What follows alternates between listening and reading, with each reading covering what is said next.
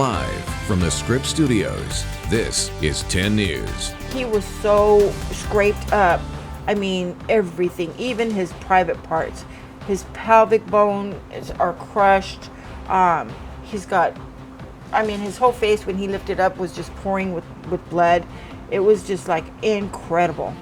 The victim of an intentional hit and run is fighting for his life, but tonight police say they found the woman who ran him over. And 10 News reporter Anthony Pura is live at police headquarters, and they found her less than a half mile from the scene. That's right, police announced the arrest just a short while ago. They arrested her less than 2 blocks from where the incident happened. And the man that she ran over reportedly only trying to help a child that she was beating with a belt. This was the neighborhood where police found the suspect accused of a horrific hit and run. They've identified her as Tantrina Spencer Simmons. They say she ran over a 50-year-old man in the parking lot of the Creekside Villas in Choyas View. He had tire tracks over his body. This woman didn't want to be identified, but she's a friend of the man who was ran over. She was one of many people that found him face down in the parking lot. I got really emotional because I thought that he was dead. He looked like, you know, he had just been hit and left there to die, like roadkill. His arm was totally crushed flat. It all started with an argument moments before when the man saw Spencer Simmons beating her 8-year-old sister with a belt.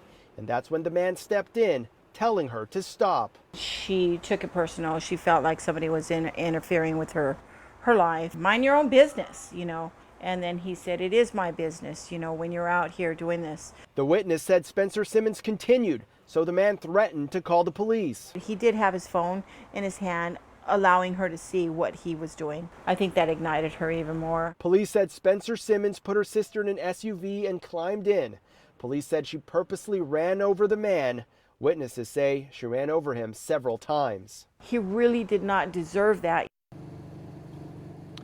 And police say that the man's injuries is critical and possibly life-threatening. At last update, according to that friend, he was going into surgery. We're reporting live tonight. Anthony Pura, 10 News. Just trying to do the right thing. All right, Anthony, thank you. A firefighter is recovering tonight after being injured in a roof collapse while fighting a fire in Escondido.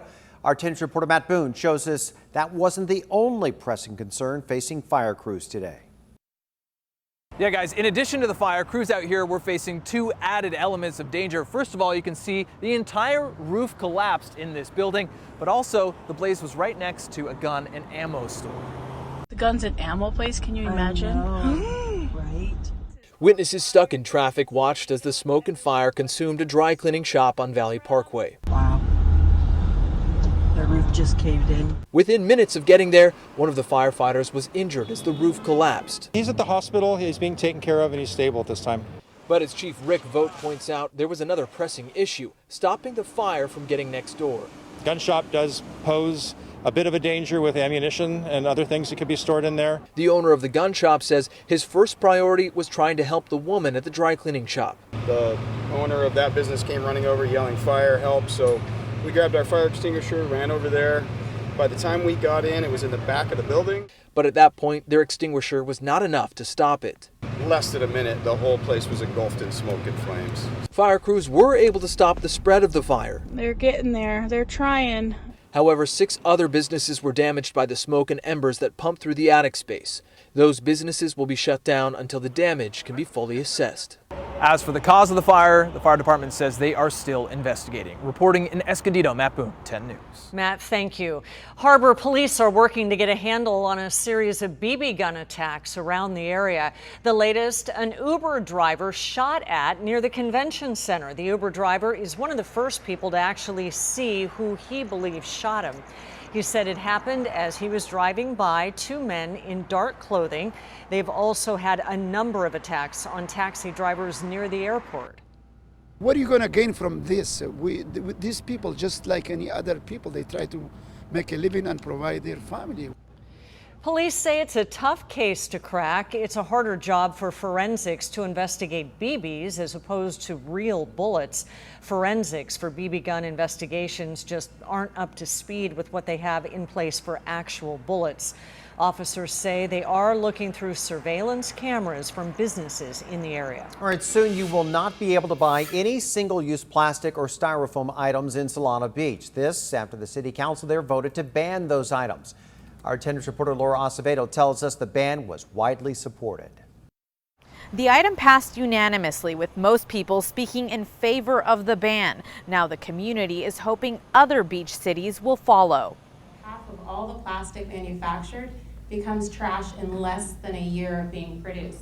With a unanimous vote, the Solana Beach City Council passed a comprehensive ban on all plastic and styrofoam single-use items in the city. Anything we can do and municipalities can do to reduce the amount of plastic is a great step forward. The ban means retailers won't be able to sell things such as plastic cups, utensils, and toothpicks within city limits unless they're recyclable or compostable. Restaurants must also move away from providing plastic and styrofoam for their customers.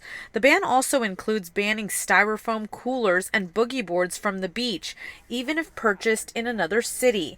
It also limits the sale of all plastic bottles on city property and city-sponsored events. Somehow we got to this position where we are and just assume that we have to have disposable materials for everything that we use. The city says they reached out to the community for feedback, including restaurants in the city, the California Grocers Association, and the American Beverage Association. Both provided feedback and some adjustments to the ban. But there was no, vocal against, which is very nice. The council must approve the item at a future meeting to make the decision final. Businesses will have 1 year from that date to be in compliance. In Solana Beach, Laura Acevedo, 10 News. New at 11 o'clock, President Trump is planning a trip to San Diego. 10 News obtained a copy of an invitation for a fundraising event in San Diego September 18th. Politico is reporting the visit to San Diego will be part of a 3-leg California trip that includes San Francisco and Beverly Hills. It would be President Trump's second trip here since taking office. A new study authored by a UCSD professor details harsh stories from migrants in detention centers along the southern border. Dr. Tom Wong pored over data from the downtown migrant shelter dating back to last October. He says he found that 1 out of 3 migrants reported alleged abuses, which included being cursed at, getting slammed into walls, and having to eat spoiled food. Reported issues related to conditions, treatment, or medical issues in immigration detention.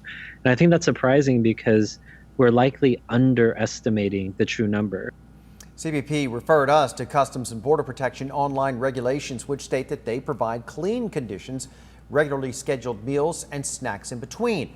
Another report will be released in the coming months, digging deeper into the humanitarian crisis. Hurricane Durian is lashing the Caribbean with heavy rain and damaging winds. The storm's outer bands reached as far as eastern Puerto Rico, but the brunt of the storm fell on the U.S. and British Virgin Islands. President Trump approved an emergency declaration for Puerto Rico.